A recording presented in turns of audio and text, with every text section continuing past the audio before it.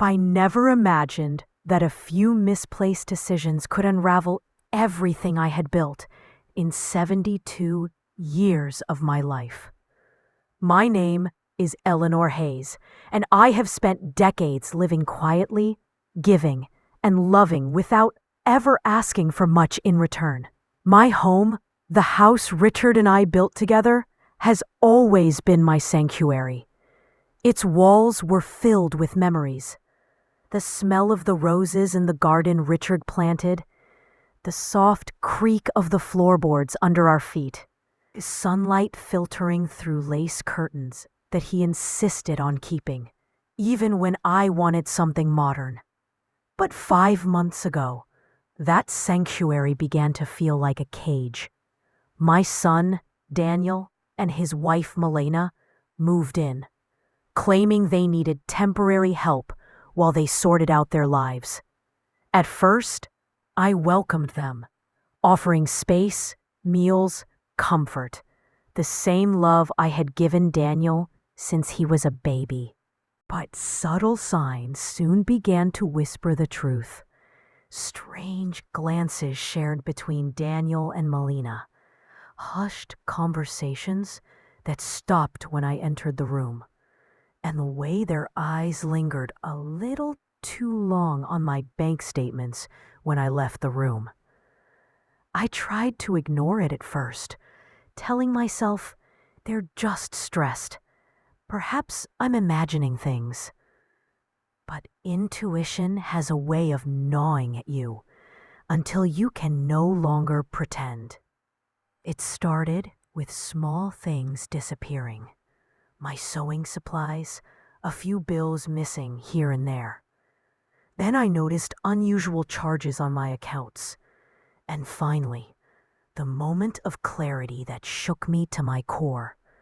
My credit card, the one I had never given to anyone, had been used without my permission. I confronted Daniel gently, trying to give him the chance to tell the truth. "Daniel, did you use my card?"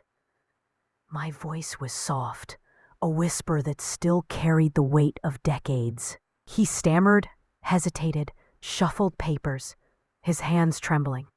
"Mom, I cut him off, my voice calm but firm, carrying a steel he hadn't seen in years. "No, Daniel, this isn't something you can explain away. I have evidence. Every attempt, every unauthorized entry, every charge, documented." I pointed to the laptop on the table, the cameras in my bedroom, the records from the bank, the receipts, all of it. He paled, but Melina's reaction was sharper, her face twisted with fury, voice trembling with venom. "You're paranoid, Eleanor. You've turned our family into criminals in your mind." I rose slowly, feeling a cold certainty settle in my chest. Family doesn't steal. Family doesn't manipulate. Family doesn't wish harm upon their own mother. And family certainly doesn't try to erase their obligations while expecting me to stay silent. The room went silent, thick with tension. Daniel looked at me, a mixture of guilt and fear painting his features. Melina, on the other hand, glared at me as though I had personally insulted her entire existence. "You're lying," Daniel whispered, disbelief in every word. "I am not," I said, my voice low, steady, unyielding. "And the truth will not remain hidden. I have photographs, videos, and recordings of every time you and Melina entered my room without permission. Every time you plotted, every attempt to take what is mine." And then, just as the words left my mouth, the front door opened. My lawyer, Mr. Franklin, stepped in, black briefcase in hand, followed by 2 uniformed police officers. The weight of their presence transformed the room. It was no longer a confrontation between mother and son. It was the law stepping into a family's shadow. Daniel froze. Melina's eyes widened, and for the first time I saw fear replacing arrogance. "What What is this? Daniel's voice faltered, cracking under the sudden weight of reality. I smiled faintly. It's time to face the consequences of your choices. Time to see what happens when a mother stops being silent. Every muscle in my body held steady. The months of fear, manipulation, and sleepless nights had forged something inside me. I was no longer the timid woman who had tolerated disrespect. I was Eleanor Hayes. And today, my home, my sanctuary, and my life were mine again. As the officers moved closer and Mr. Franklin opened his briefcase, I knew this was only the beginning. The storm I had prepared for 5 months was finally breaking. And Daniel had no idea how far I was willing to go. The air in the living room was thick with tension.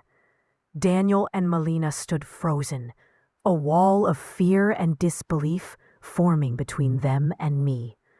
The officer's presence was like a cold blade, cutting through every lie they had spun over the last 5 months.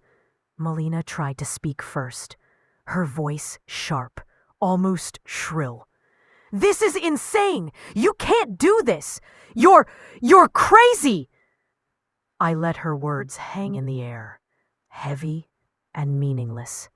I had heard every insult, every accusation, every attempt to diminish me over these months. Words no longer had power over me. Mr. Franklin, calm and deliberate, opened a thick folder, sliding papers across the table. Mrs. Hayes requested that I prepare these documents. This eviction is official. These records support every claim she has made. Fraudulent bank attempts, unauthorized entry, and theft. Daniel's face went pale. His bravado vanished, replaced by guilt and panic. "Mom, wait, we can fix this. I didn't mean for any of it to happen." I shook my head slowly, watching him crumble. "Daniel, you had months to do the right thing. Months to respect my home, my life, my boundaries. Instead, you chose deception, greed, and silence when it mattered most. And Melina, you fanned those flames. Together, you betrayed everything I taught you." Melina's face twisted into a mask of fury. "You're throwing us out? Just like that? After everything we did?" "You mean after everything you took, Melina," I replied, my voice sharp but controlled. "You don't get to claim love or family when your actions scream otherwise." The officers exchanged glances, their silent presence amplifying the reality of the situation. One of them, a woman with her hair neatly tied back, spoke with precise clarity. "Ma'am, the owner of the property has full right to request that you leave. You've been given ample time, and all actions here are fully supported by the law." Daniel tried again, desperation creeping into his voice. "Mom, please, I'm your son. I can make this right." I felt a pang, a fleeting, tender flicker of the mother I once was, but it vanished almost instantly. It had been buried under months of betrayal and manipulation. I had made my choice. I had defended myself. "Daniel, you stopped being my son the moment you agreed with her. When you wished my death was convenient for you. You are no longer the child I raised with love. Today, you see the consequences of that choice." Melina gasped, stepping back as if I had spat fire at her. "You're ruining us. You took everything that wasn't yours," I finished for her, my tone icy. "And now you leave. Today. Not tomorrow, not in 5 minutes. Today. The law is here, and I will not allow you to manipulate this home any longer." Daniel's shoulders slumped. Melina's face drained of color. They realized the depth of the trap they had walked into. The meticulous documentation, the recordings, the undeniable proof of their lies and theft. The reality was crushing them. And for the first time, I saw fear replace arrogance. I felt a strange mix of relief and sorrow. Relief that the nightmare was ending, and sorrow that the people I loved most, my son, the child I once held in my arms, had chosen this path of betrayal. Melina finally muttered, almost inaudibly, "You think you're strong, but we'll be back. This isn't over." I smiled faintly, a quiet, bitter smile. "You can try, but this house, this life, and this woman are mine. And from this moment forward, I will not be afraid of you or anyone ever again." The sound of car doors opening and closing echoed through the house as they began packing their things under the watchful eyes of the officers. Every suitcase, every bag they carried was a step further from my home and my peace. I watched in silence, feeling the weight of years of suppression lift with each passing moment. And just as Daniel's car disappeared around the corner, a part of me realized something that sent a The house was finally mine again. The echoes of their voices, the slamming doors, the frantic shuffling of suitcases, all had faded into a heavy silence. But it wasn't the oppressive silence of fear I'd endured for 5 months. This was different. It was clean, almost sacred. I walked slowly through the empty rooms, my fingers brushing over surfaces that had once felt tainted by deceit. The guest room, once Daniel and Melina's fortress of manipulation, stood empty. Its windows wide open, letting the fresh spring air sweep away months of tension. I paused by the living room window, staring at the garden Richard and I had planted together so many years ago. The roses were still blooming, stubborn and bright against the odds. I smiled softly. They had survived.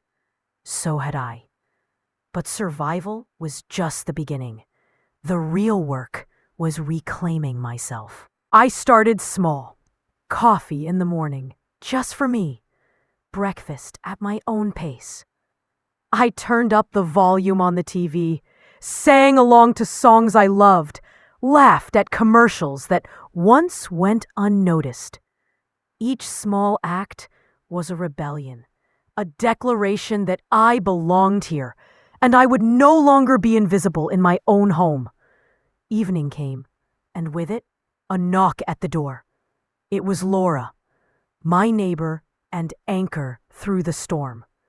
She carried a casserole and a knowing smile. "I came to keep you company tonight," she said softly. "I thought you might need it." I hugged her tightly, feeling the warmth of genuine care wrap around me. I didn't need words tonight. Just this. Just knowing I'm not completely alone. We sat together in the living room, sipping tea, letting the silence stretch between us. This time, peaceful, not heavy. The doubts, though, they still crept in. What if I was wrong? What if I overreacted? But Laura's calm, unwavering presence reminded me of the truth I had almost forgotten. Standing up for yourself is never wrong, even when it hurts the ones you love. The following days were strange. I woke expecting chaos, footsteps, arguments, but there was only quiet. I rediscovered the rhythm of my home, room by room. I walked through the spaces Daniel and Melina had occupied, taking them in as if I were seeing them for the first time. Their presence had left traces, Yes, but those traces were no longer tainted by fear. They were markers of victory, of boundaries enforced. And then came the first call from Daniel. I didn't answer. Twice more he tried, each message dripping with desperation, guilt, and finally, humility. The third message changed everything. Mom, I know I don't deserve this, and I'm not asking for forgiveness. I just want you to know I finally see what I did, and I'll carry it with me for the rest of my life. I saved it, though I didn't know why. Maybe because it was proof that change was possible, even if too late to undo the past. A week later, I reconnected with life in ways I had abandoned long ago. Needlepoint, my once beloved garden, and even dancing classes, something Richard and I had shared, became part of my mornings. Dancing alone, I realized, wasn't sad. It was liberating. Each step, each turn, reminded me that life could still be beautiful, even after betrayal. And yet, despite the calm, there was always the sense that the storm. As I stood by the window that evening, sipping tea, I realized the truth. Reclaiming your home is one thing. Reclaiming your peace of mind, your dignity, is another. And I was ready to fight for both, no matter what shadows remained. And somewhere, deep inside, I knew that soon Daniel would return, not as the son I once knew, but as a man confronted by the consequences of his own choices. And when he did, would I be ready to forgive, or would I finally close the door for good? The mornings were quiet, but they weren't lonely. I had rediscovered a rhythm in my home, a rhythm that belonged to me and only me. Each step across the hardwood floors felt like reclaiming a piece of myself. But peace, I quickly realized, was not something given. It was something earned. I started walking through the rooms Daniel and Melina had occupied. The guest bedroom, now empty, smelled faintly of lavender from the sachets I'd hidden in the drawers. I opened the windows wide, letting the breeze carry away any lingering bitterness. Each gust of wind felt like a reset button, a signal that the house and I were starting over. There were small victories every day. I could eat my breakfast without criticism, watch my favorite shows without interruption, and sip in the living room, listening to music as loud as I wanted. But the bigger victories were invisible, emotional, silent, and profound. I no longer flinched at shadows, no longer wondered if my own son would betray me again. And yet, I could feel the weight of the past.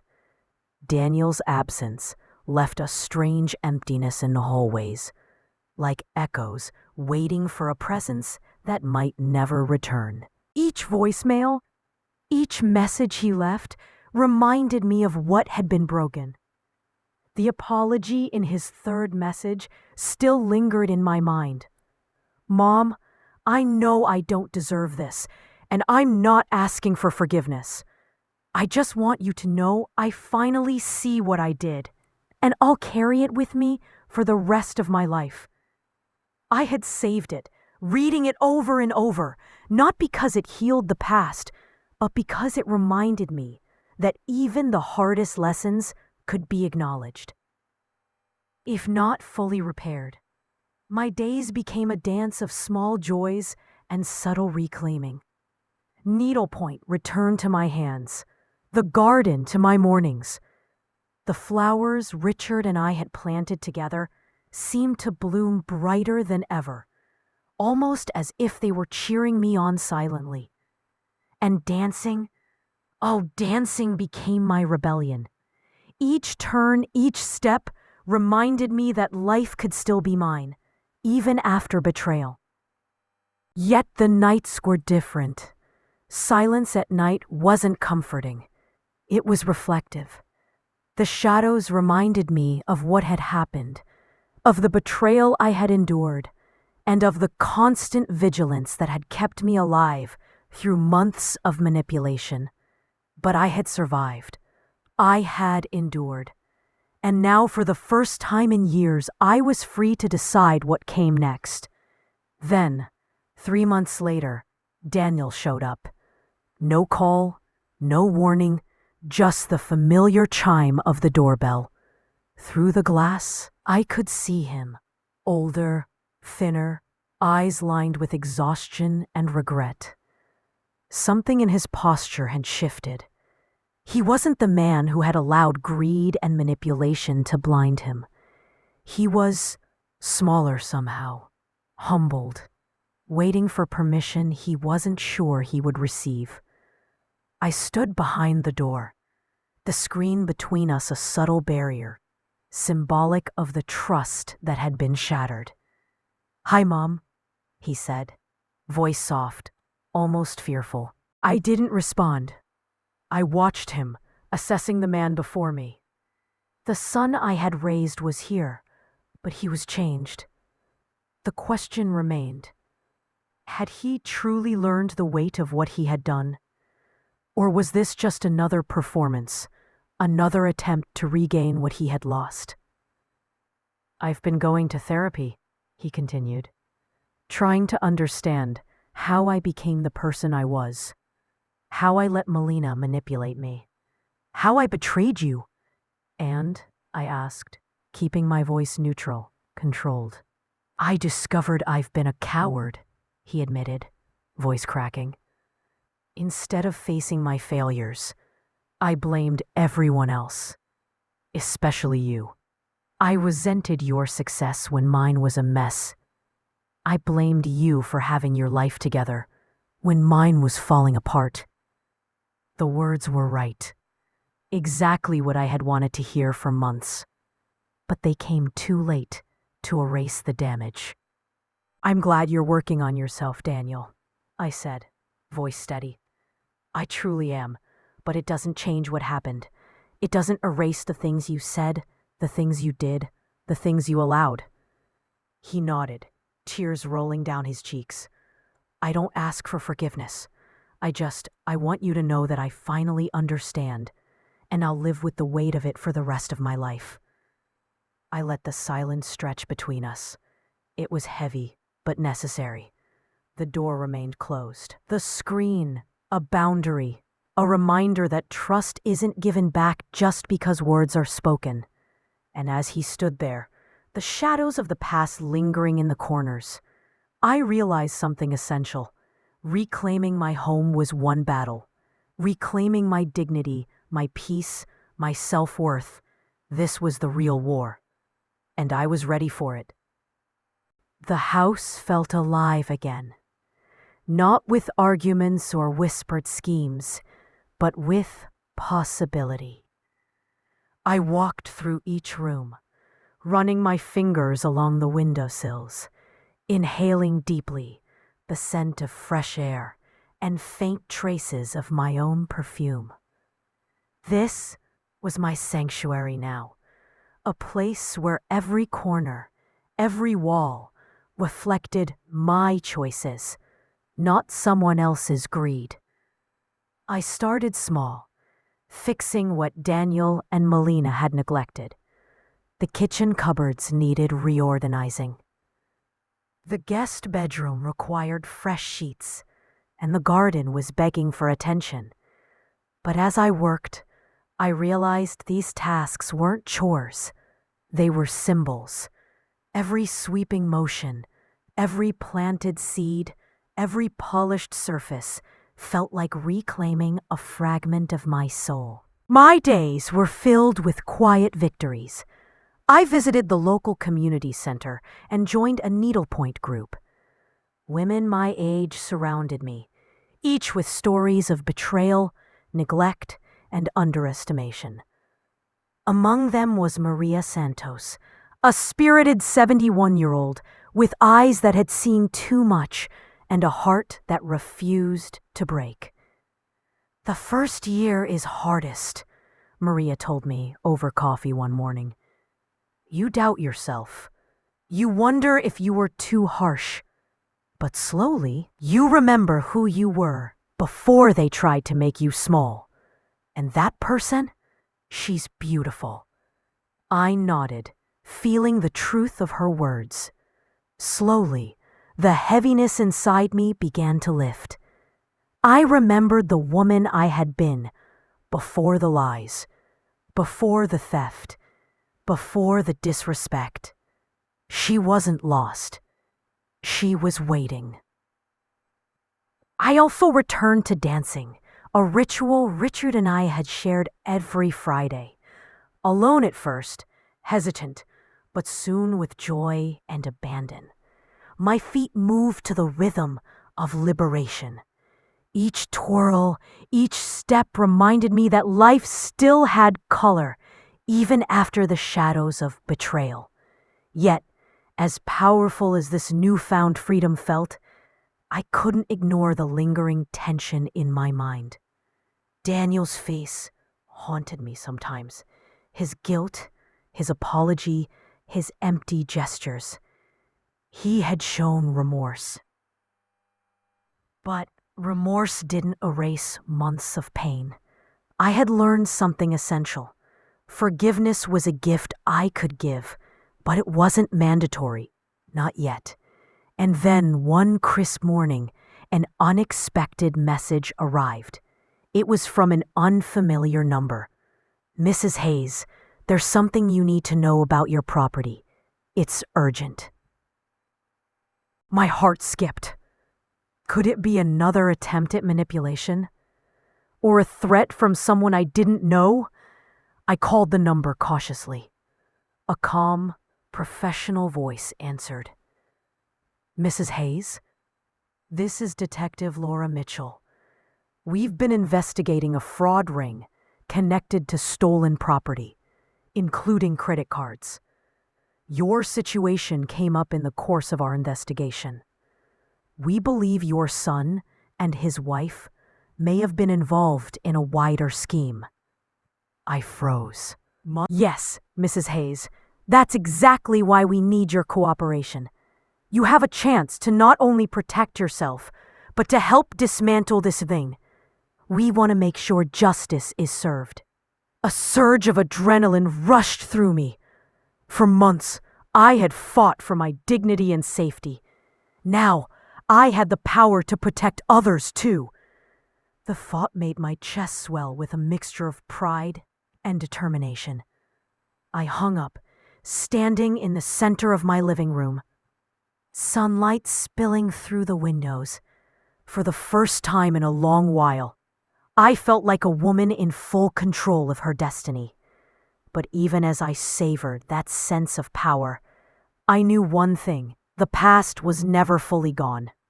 Daniel's shadow lingered, and the investigation would bring old wounds back to the surface. I had fought for freedom, yes, but could I handle the storm that was surely coming next? I set my jaw, squared my shoulders, and whispered to myself, I am ready. And with that, a knock at the door shattered the quiet of the morning. The knock echoed through the house like a drumbeat. I paused, my hand lingering on the doorknob. Who could it be? The memory of Paul and Melanie's manipulation had faded, but caution was now instinct. I opened the door slowly. Standing there were two men in plain clothes, badges clipped to their belts, and a young woman holding a folder thick with documents. Detective Laura Mitchell. Her eyes met mine with a mix of professionalism and reassurance. Mrs. Hayes? She asked. We need to talk. It's about your son and his wife. It's bigger than you realized. I stepped aside, motioning for them to enter. My living room, once a place of quiet victory, suddenly felt charged, tense. I could feel my pulse quicken. The calm I had built over the last weeks bracing for impact. Detective Mitchell began. We've traced several incidents of fraud, linked to stolen identities and financial accounts. Your case came to our attention because of the detailed records you kept. Without your documentation, it's possible your son and his wife could have disappeared with thousands from other victims. I felt a chill. Months of pain, of sleepless nights, of strategic planning. It had been more than personal. It had been a shield against a dangerous web of crime. Your evidence is crucial, Laura continued. We may need you to testify if charges are filed. Are you prepared for that? I inhaled deeply. Prepared? After everything? I wasn't sure, but one thing was clear. I had come too far to back down now.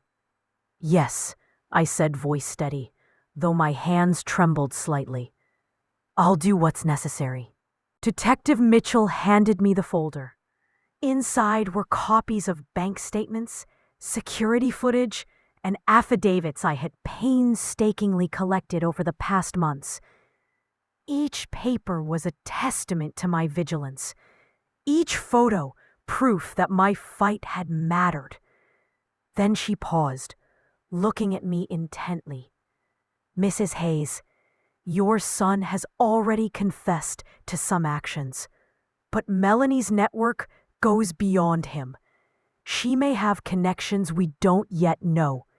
It's critical we act quickly. My stomach. Detective Mitchell's voice cut through my thoughts. We need to plan our next steps carefully. Your testimony, your evidence, it can take down more than just your son and his wife. Are you ready for that? I nodded. I am. No more fear. No more hesitation. I fought for myself. Now I'll fight for what's right. The officers left to coordinate with headquarters, leaving me standing by the window, the sunlight highlighting the determination etched on my face. I thought of Richard, of the life we had shared, and of the strength I had discovered in myself. And then my phone buzzed. A message from an unknown number. You think you've won, Mrs. Hayes? This isn't over, not even close. I froze. The past I thought was behind me was reaching out, trying to pull me back into chaos. But this time, I wasn't afraid. I was ready. The storm was coming, and I would face it head on. The message burned in my mind like fire. You think you've won, Mrs. Hayes? This isn't over. Not even close. I knew immediately it wasn't idle threat. Melanie never quit, and wherever she went, trouble followed. I went to my study, closing the door behind me. On the desk lay the folder Detective Mitchell had left. I spread the papers, staring at every photograph, every note, every security log. My heart beat faster, not with fear this time, but with clarity. I had underestimated how far Melanie's reach could extend. But that ends now. The next morning, I received a call from Detective Mitchell. Her tone was urgent. Mrs. Hayes, we've uncovered more activity linked to Melanie. Offshore accounts, fraudulent loans. She's been planning this for years. You're going to need to provide full testimony. I swallowed hard. Full testimony. That meant facing her again. Seeing the venom in her eyes. Feeling her attempt to intimidate me. But I was no longer the scared, accommodating woman who had let her walk over me for months. When Paul came by later that week, without warning, I was ready. He looked different, smaller somehow, like the weight of his actions had shrunk him. Mom, he began, hesitating. I didn't know how bad it was. I looked at him evenly. You knew, Paul. You just chose to ignore it. Now you need to understand fully. Not just with words, but with actions. He flinched, as if hearing a judgment long overdue. I'm ready to help. Whatever you need. I want to make this right. I let him in, but the air between us was charged. This wasn't about reconciliation yet. It was about accountability. Over the next few days, we worked with Detective Mitchell to untangle the web Melanie had spun. Bank accounts traced to shell companies, fraudulent leases, and multiple stolen identities. Each discovery made my stomach churn, but also hardened my resolve. And then came the call that made my blood run cold. Mrs. Hayes, Melanie knows you're cooperating. She's trying to interfere. She's in town. You need to be careful. I gripped the phone tighter than I intended. My pulse raced, not with fear, but anticipation. This was it. The confrontation I had been preparing for months. Melanie wasn't going to back down, and neither was I. The next scene was inevitable. Face to face, in my house, with all the stakes laid bare. Would I be able to outmaneuver her? Could I protect myself fully while exposing the truth? The answer would come sooner than I expected. With only a few pauses, the knock at the door was sharp, deliberate. I knew immediately who it was. Melanie, the woman who had tried to poison my life with lies and greed, standing there as if she owned the place. I opened the door just a crack, keeping the screen between us. A small barrier, but a powerful statement. "Eleanor," she hissed, voice cold and controlled. "We need to talk." I didn't flinch. "There's nothing to talk about, Melanie. You've done everything you could to steal from me, to destroy me. And now you're standing here, pretending you have any power left." Her lips curled into a sneer. "You think you've won? Paul is mine. You're alone. You're weak." I laughed, a sound sharp and unshaken. "Alone? No. I've never been stronger. And weak? You've already proven that weakness is contagious. You spread it like poison, and look where it got you." She stepped closer, but I didn't move. Every step she took toward me was a mistake. I had prepared for this, anticipated every tactic she'd use to intimidate me. "You think your security cameras and your lawyer scare me?" she spat. "You're going to regret this." "You've already regretted everything you've done, Melanie," I said quietly. "And soon, everyone else will know it too." Then I made the call. Detective Mitchell arrived within minutes, officers in tow. Melanie's confident smirk faltered the second she saw them. "Mrs. Hayes," Detective Mitchell said calmly, "we have evidence of all the fraudulent activity. You're going to have to come with us for questioning." Melanie's face twisted in rage, a mixture of fear and fury. "This isn't over, Eleanor. You haven't seen the last of me." I stepped back, letting the officers escort her away. The screen door between us had felt symbolic before, but now it felt monumental. I had reclaimed my house, my dignity, and my peace. Paul appeared in the doorway, hesitant, ashamed. "Mom," his voice barely carried. I looked at him with a mix of sadness and strength. "Paul, there are things that can never be undone. But you can choose to learn from your mistakes, or continue to be someone I don't recognize. The choice is yours." He nodded, tears in his eyes. And for the first time, I saw a flicker of the son I had raised. A son who could, maybe someday, find his way back. The house was quiet again, but this time it was filled with freedom. I walked through every room, every corner, savoring the emptiness that was no longer heavy with deceit. And somewhere deep inside me, I smiled. I had survived, fought, and finally won. But even with Melanie gone, I knew the world was full of challenges. Some battles never end.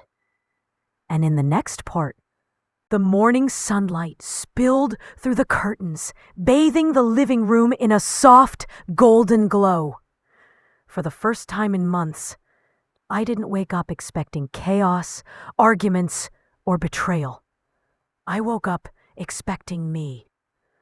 I brewed a cup of coffee, savoring the aroma that felt like a promise of new beginnings. I sat by the window, watching the garden Richard and I had nurtured for decades. The roses were blooming, defiant and beautiful, just like I hoped I would be. Laura came by shortly after, carrying muffins and that comforting warmth she always seemed to bring. "Morning, Eleanor," she said with a grin. "How's the world looking now that it belongs to you again?" I laughed, a soft, unburdened sound. "It's different," I said, "but it feels right." We spent the morning chatting about everything and nothing. I realized how much I had missed these small joys: unhurried conversation, laughter without fear, companionship without hidden agendas. It was healing. Later, I dusted off my old needlepoint and began working on a piece I had abandoned years ago. Every stitch was a meditation, every thread a small victory reclaiming control over my life. I smiled as I realized something important. I could enjoy my hobbies, my home, and my peace without guilt or interference. By mid-afternoon, I decided to revisit the rooms Paul and Melanie had occupied. Their absence made the air lighter, cleaner. I opened the windows wide, letting the fresh air carry away the last traces of their lies and resentment. I lingered in each room, imagining the life I wanted to fill them with: peace, beauty, laughter, and music. As I stood in the living room, a thought struck me like sunlight breaking through clouds. For so long, I had lived cautiously, afraid to hurt anyone, afraid to upset the fragile balance of family. But the balance had always been fragile, because evening came, painting the sky with soft pinks and oranges. I poured a glass of wine, sank into my favorite chair, and watched the garden sway in the twilight breeze. For the first time in years, I felt grounded, strong, and alive. And yet I knew that rebuilding life after betrayal wasn't instant. There would be challenges, moments when loneliness crept in, or memories of betrayal made the heart ache. But for the first time, I was ready to meet them head-on, armed with the strength I had discovered within myself. That night, as I closed my eyes, I whispered into the quiet house, "I am free. I am mine." And somewhere deep inside, I knew that freedom was just the beginning. The first few days of living alone again were strange. No footsteps echoing behind me. No arguments spilling from the living room. No tense silences hanging over every meal. Just quiet, sweet, unbroken quiet. I started my mornings slowly, savoring the ritual of coffee in the sunlit kitchen, letting the warmth seep into my bones. The garden, overgrown in the chaos of the past months, beckoned me.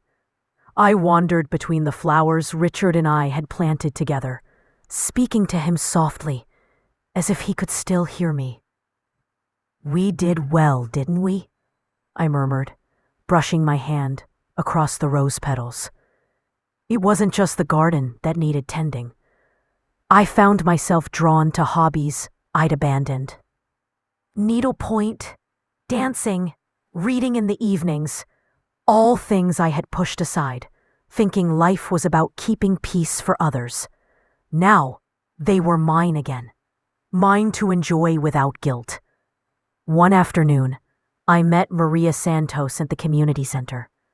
A spry 71-year-old with a sparkle in her eyes, she immediately became a kindred spirit. "You know, Eleanor," she said over coffee, "the first year after reclaiming yourself is the hardest. You doubt everything. You wonder if you're too harsh, but then you remember who you were before they tried to cage you. And that person, she's brilliant." Her words resonated. Brilliant. That was exactly how I wanted to feel again. Not timid, not apologetic, not scared. Brilliant. The first social outing I allowed myself was a dance class for seniors. Richard and I used to dance every Friday, and for years, I thought I couldn't go alone. But the music swept through me, and suddenly, I wasn't mourning. I was moving. I was free. I twirled, laughed, and felt a joy I hadn't known in years. Then came the message I wasn't sure I wanted. Paul. He had left voicemails after the eviction, but now he appeared at my door 3 months later, unannounced, on a Saturday afternoon. I didn't open immediately. I observed him through the glass, noticing the weariness in his posture, the lines on his face, the weight he carried. He didn't press. He didn't call again. He waited. Finally, I opened the door but left the screen closed, a small, symbolic barrier. "Hi, Mom," he said softly. His voice trembled with something I hadn't heard in years. Humility. "I know I have no right to be here," he continued. "I know you probably don't want to see me, but I needed to try. I've been going to therapy, trying to understand myself, to understand how I let Melanie manipulate me and betray you. And I've discovered that I've been a coward. I blamed everyone else. My job, the economy, even you, because I didn't want to face my own failures. I listened, emotionless but attentive. Especially you," he admitted. "I resented you for being successful when I wasn't, for having your life together while mine was a disaster. Instead of admiration, I felt envy. I acted selfishly, cruelly. And now, I understand. I don't ask for forgiveness. I just wanted you to know." I nodded. The words were late, painfully late, but they were the words I had waited to hear. "I'm glad you're working on yourself, Paul. I truly am. But it doesn't undo the past. It doesn't erase what happened." He bowed his head, tears brimming. I didn't open the door further. I didn't hug him. Not yet. This was his reckoning, not mine. As he turned to leave, I realized something profound. I had survived. I had healed. And even if Paul's journey to redemption had begun, mine was already well underway. That night, I sat in the quiet of my home, sipping tea, watching the stars appear through the open window. The house, my home, was finally mine again, and for the first time in decades, I slept without fear, without anger, without pain. But life had more in store, and I could feel it. Something unexpected, something exciting, was waiting just beyond the horizon. The morning light spilled through the curtains in soft golden streaks. Brushing across the floors Eleanor hadn't felt freedom on for months. For the first time in years, the house felt like hers again. Not just the walls, not just the furniture, but the very air she breathed.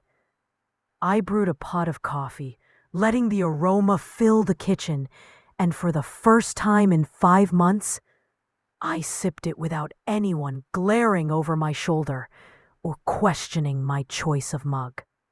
It was a small thing, but it felt monumental. Later that morning, I decided to take a walk around the neighborhood. I had avoided people for so long, buried in the chaos of betrayal, that I barely recognized the rhythm of normal life outside my walls. On my way down the street, I passed by Mrs. Lillian Carter, my elderly neighbor who had always been kind but distant. She smiled at me with a warmth I hadn't expected.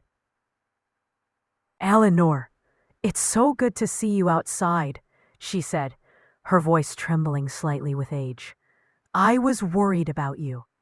I smiled back, a small, cautious smile. "It's good to be out," I admitted. We started walking together. Mrs. Carter shared stories of her own struggles, losses she'd endured alone, and the quiet victories she'd achieved.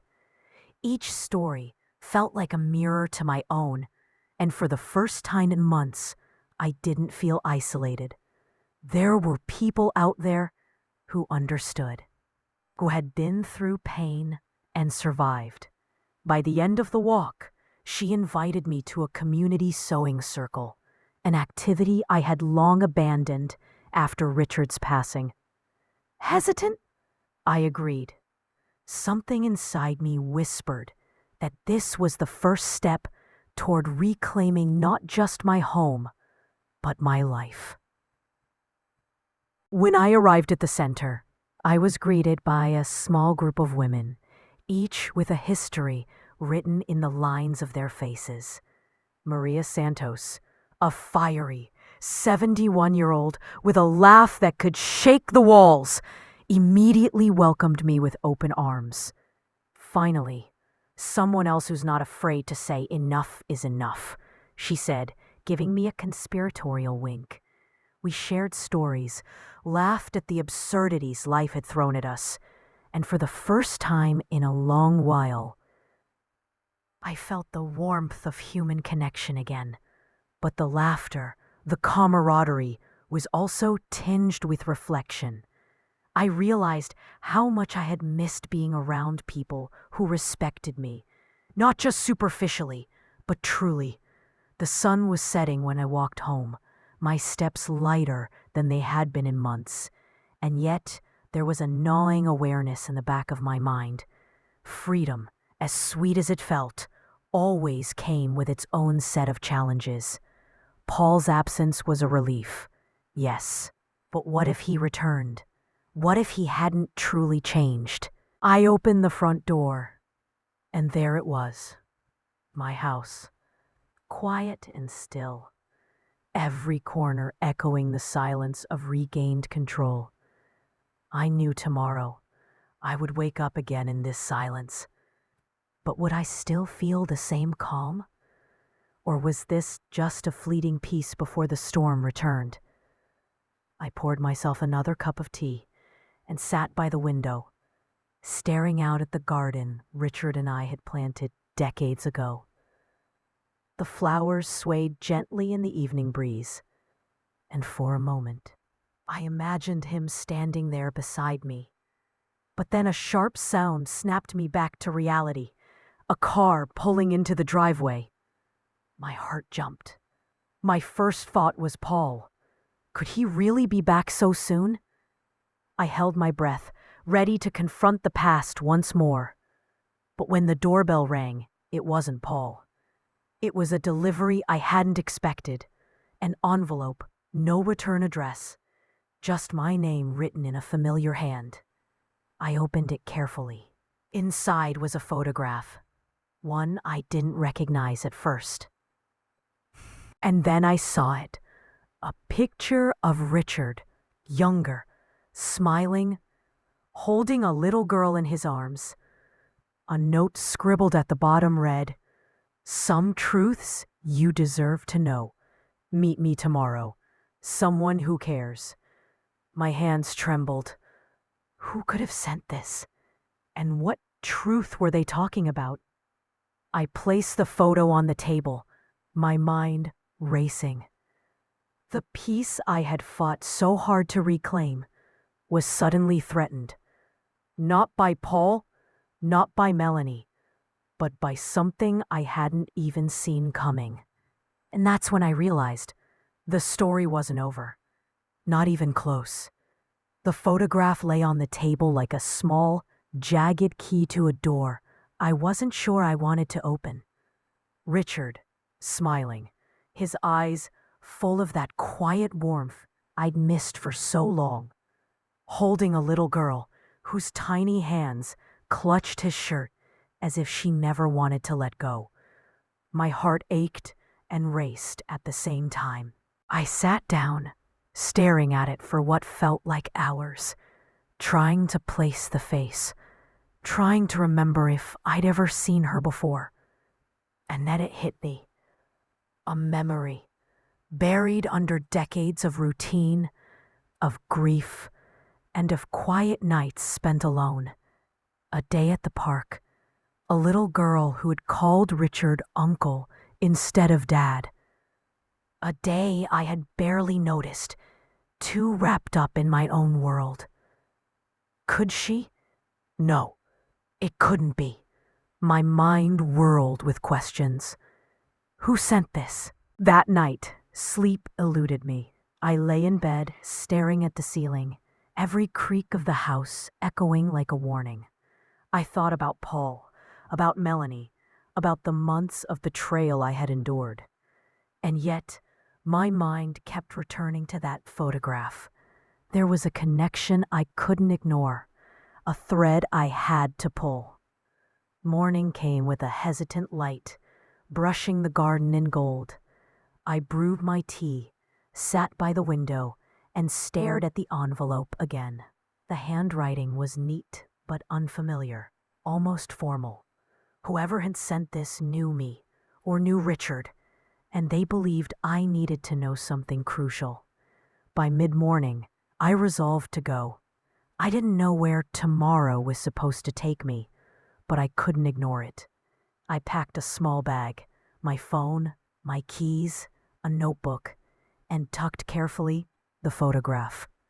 Every step toward the car felt like walking into a shadowed corner of the past I had avoided for years. The drive was quiet. My neighborhood passed by in soft, familiar shapes, but the quiet of the streets was nothing like the silence I had felt when Paul left. This was a different silence, the kind that carries expectation, the kind that warns you that what comes next could change everything. I arrived at the address scribbled on the note. It was a small, weathered house on the edge of town. The paint was peeling, the garden overgrown. But there was a kind of stubborn dignity in it, a reflection, perhaps, of whoever lived there. I hesitated at the gate, my hand hovering over the latch, and then, before I could knock, the door opened. A woman stood there, older than I expected, her eyes sharp and intelligent, yet soft with something unspoken. She held another envelope, identical to the one I had received, and when she spoke, her voice carried both authority and familiarity. "Eleanor Hayes," she said, "it's time you knew the truth about Richard, about the choices he made, about the family he protected. But be warned, some truths are harder than the lies you've lived with." My stomach twisted. I wanted to step back, to drive away, to return to the safety of my home. But I couldn't. Not now, not after everything I had endured. "I'm ready," I said, my voice steady, though my heart raced. She nodded, and with a deliberate motion, she handed me the envelope. Inside were photographs, letters, and documents, pieces of a puzzle I had never known existed. And then a folded note in Richard's handwriting. "Eleanor, if you're reading this, it means the time has come. There are things I couldn't tell you, things I had to protect you from. But now you must see for yourself. Trust no one blindly, not even family." My hands shook as I unfolded the note again and again. Questions spiraled. What had Richard hidden? Why now? Who had delivered this?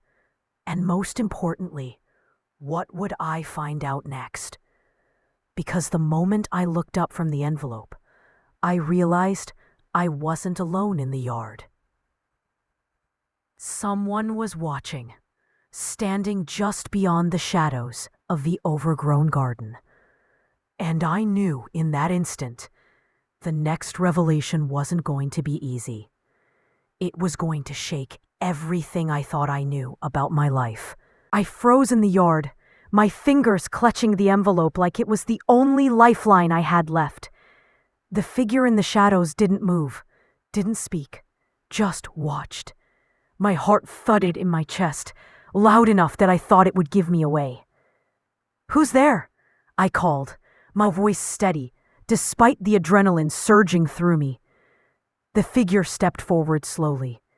A man, or maybe someone I thought I knew, but older now. His face came into the sunlight, and my breath caught. It was Richard's younger brother, Thomas Hayes. The one I hadn't seen in over 30 years. He looked worn, thinner than I remembered, but his eyes still held that quiet intensity I had loved in Richard. "Eleanor," he said softly, as if my name alone carried weight enough to shatter the years between us. "You weren't supposed to come here. Not yet." "Thomas? Why are you here? And what is all this?" I held up the envelope. He stepped closer, his gaze fixed on me, torn between caution and urgency. "Because it's time you knew the full story. About Richard, about me, about what really happened all those years ago, and about Paul. You deserve the truth, even if it hurts more than anything you felt in the last 5 months." My stomach twisted. I wanted answers, but fear gripped me like icy fingers. "What do you mean? What truth?" Thomas hesitated. His jaw tightened. "Your husband, he made sacrifices. Choices you never knew about. Risks he took to protect you. Risks that involved secrets about our family. Secrets Paul would never understand." I felt the weight of every unanswered question pressing down on me. My hands trembled as I opened the first photograph from the envelope. It was Richard, younger, standing in front of a courthouse, a file clutched under his arm. Behind him, a man I didn't recognize, face partially hidden, watching him closely. "What is this?" I whispered. "That," Thomas said, his voice low and grave, "is the day Richard realized someone in the family was planning to betray him. Someone who wanted more than what was theirs. And he made a promise to protect you and the life you built together, even if it meant keeping secrets from you. I sank onto the creaking wooden bench in the yard, the envelope slipping from my hands. My mind raced. Betrayal, protection, secrets. How much had Richard carried alone? How many lies had been necessary to keep me safe? Thomas knelt beside me, placing a hand on my shoulder. You think the storm you just survived with Paul and Melanie was the worst? Eleanor, you have no idea. What you're about to discover will shake the foundation of everything you thought was true. But you need to know it, if only to understand Richard, and to finally understand the choices he made that shaped your life. I looked at him, my chest tight, my voice barely audible. And what happens after I see it? After this, he said, standing and gesturing toward the house. There's no turning back. You'll know the truth, all of it. And once you know, you'll have to decide how to move forward, with or without them. The air between us thickened with tension. The photograph, the letters, the envelope, all of it, felt like a key to a locked room. I wasn't sure I was ready to enter. And then, from the corner of my eye, I noticed movement behind the overgrown hedges. Someone else was there, watching. Someone I didn't recognize. And just like that, the past and the present collided in a single heartbeat. I gripped the envelope tighter, my knuckles white. One thing was certain. The next revelation wasn't just going to hurt. It was going to change everything. And I wasn't ready, but I had no choice. I clutched the envelope to my chest as Thomas led me inside the house. The air smelled faintly of old wood and dust, familiar, comforting, yet heavy with secrets. Every creak of the floorboards echoed in my ears. Start with this, Thomas said, handing me a stack of papers tied with a faded ribbon. These were Richard's notes. He wanted you to have them if anything ever happened to him, or if you ever needed to protect yourself from what he feared most. I untied the ribbon, my fingers shaking.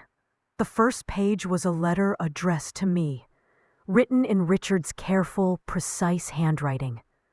Eleanor, if you are reading this, it means you have survived whatever storm I feared would come. Know that my love for you has always been my compass, and my actions, though mysterious, were always meant to protect you. The world is not always fair, and sometimes the people closest to us wear masks. Trust no one blindly. My eyes blurred with tears. Richard, he had known. He had seen Paul's greed and Melanie's manipulation long before I did. He had tried to shield me, even from my own family. Thomas guided me to the living room, where a large oak chest sat in the corner. Everything else is here, he said, his voice low. Evidence, letters, recordings, things you need to understand the truth of what's been happening behind the scenes. Then, something important happened.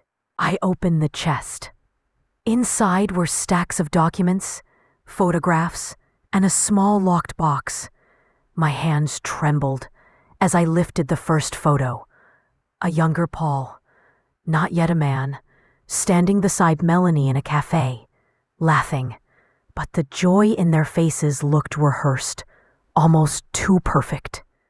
Then I saw it. A series of documents detailing financial transactions, changes in accounts, and letters from lawyers warning Richard about Paul's and Melanie's intentions. My heart pounded. I stared at the locked box.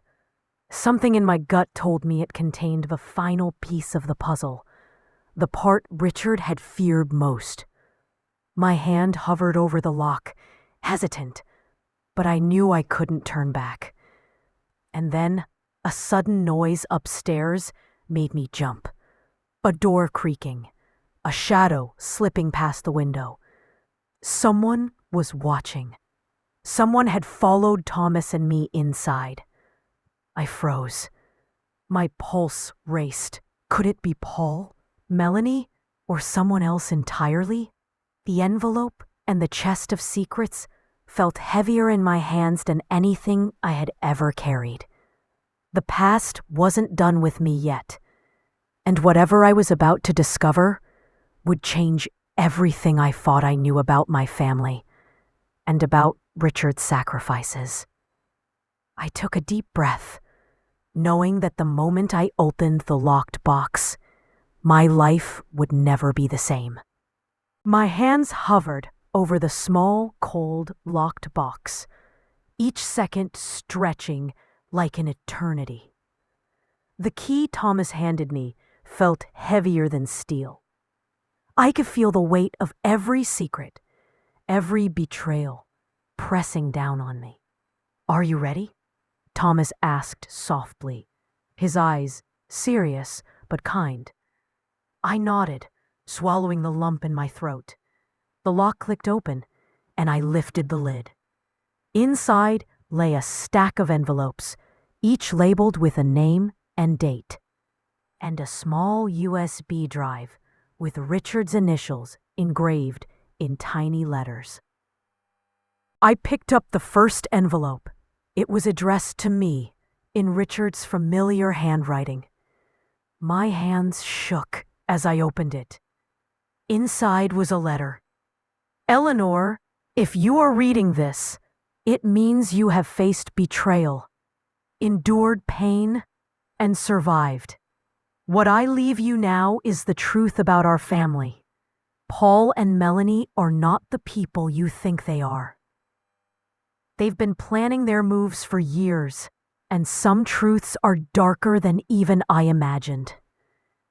Tears prickled my eyes, but I forced myself to keep going.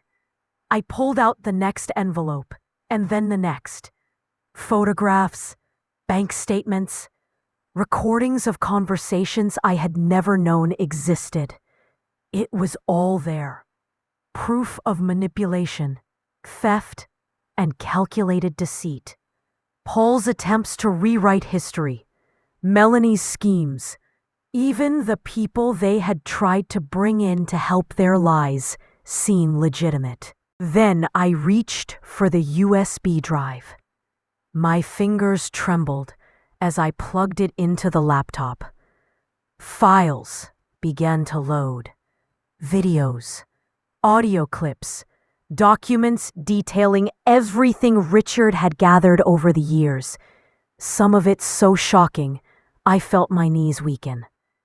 One video in particular caught my eye.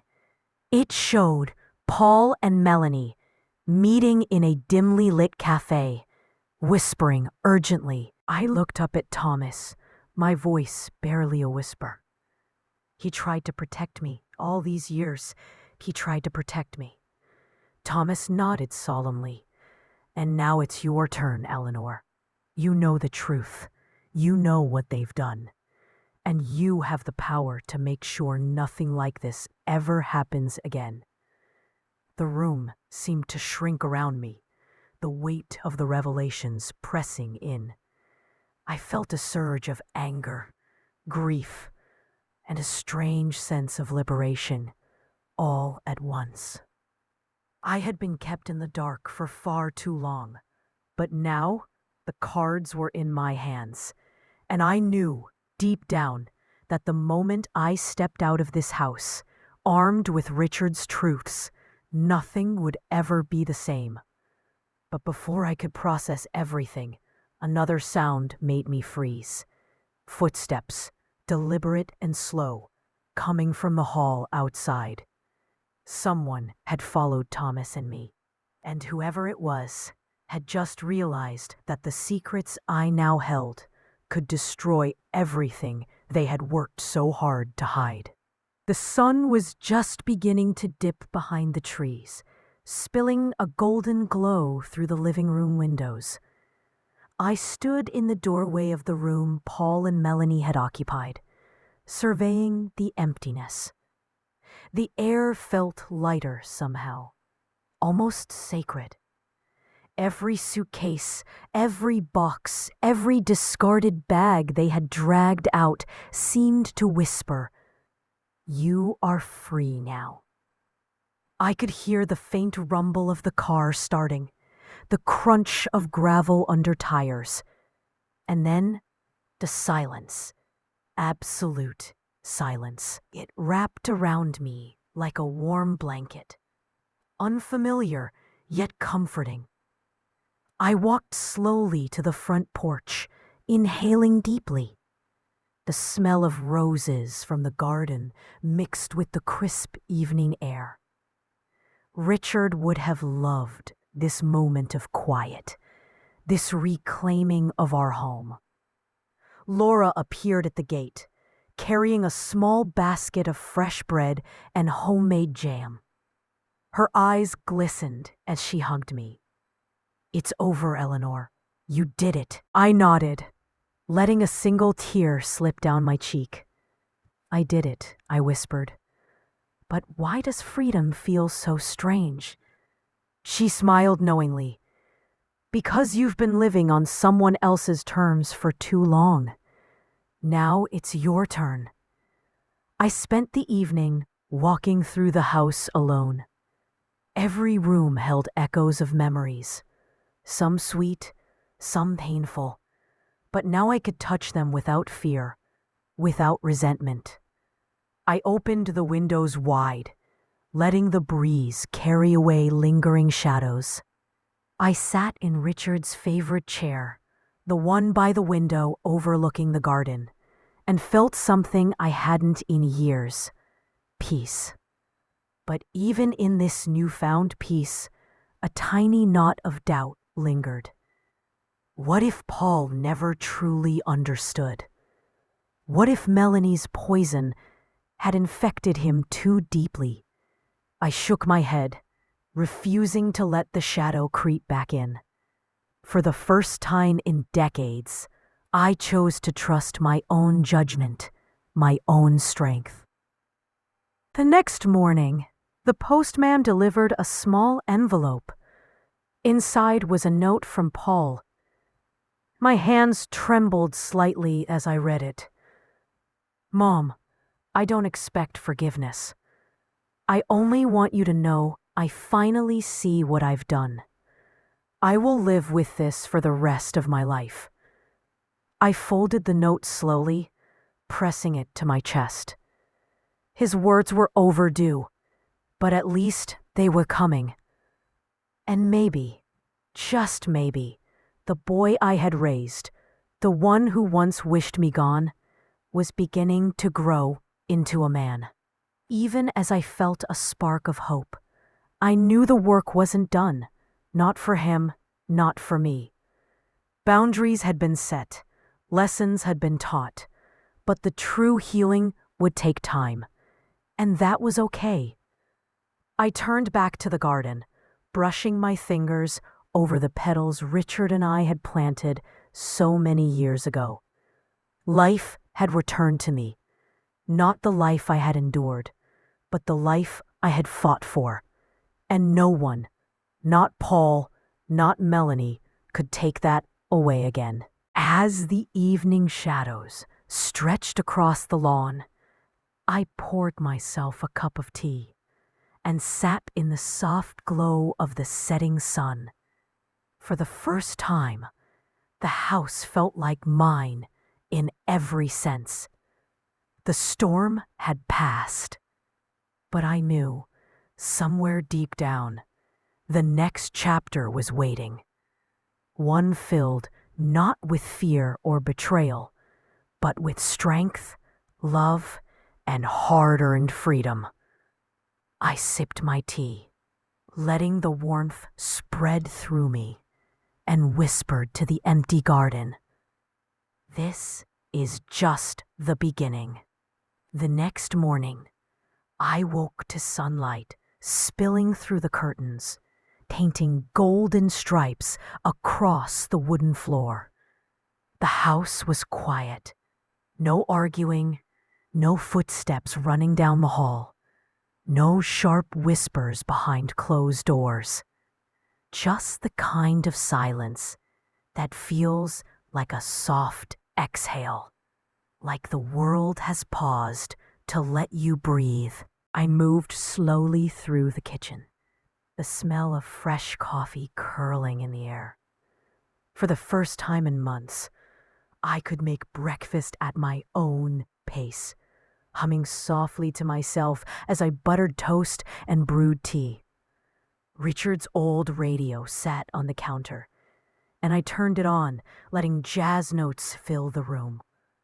Music had always been our way of celebrating small joys, and today it felt like reclaiming one more piece of my life.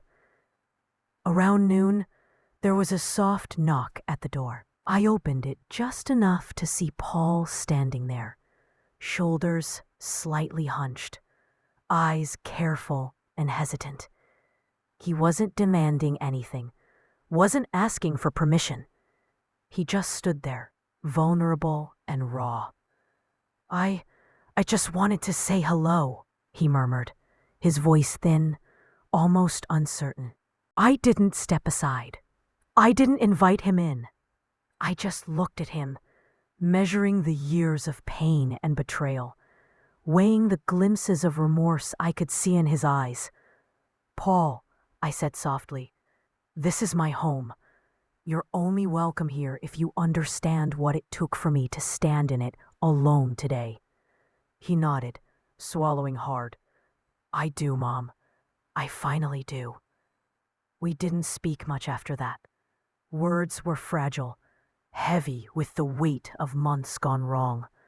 But even in the silence, there was a shift. I watched him leave later that afternoon, walking down the garden path slowly, like he was treading carefully through the mistakes he'd made.